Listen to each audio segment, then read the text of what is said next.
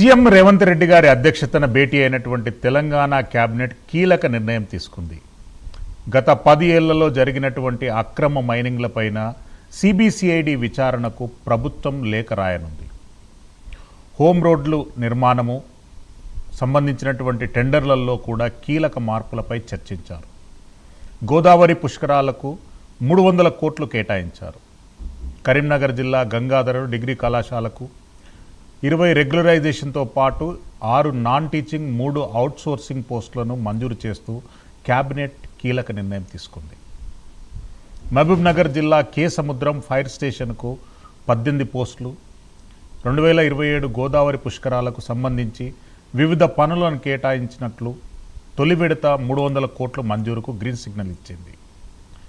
Assam rifles, BSF, CISF group సెంటర్ల ఏర్పాటుకు కరీంనగర్ జిల్లా మానకొండూరు మండలంలోని వెలిదిశలో 4 ఎకరాలు కేటాయించింది.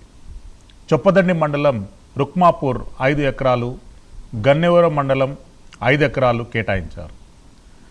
కేబినెట్ సమావేశానికి 3 మంత్రులు గైరాజరయ్యారు.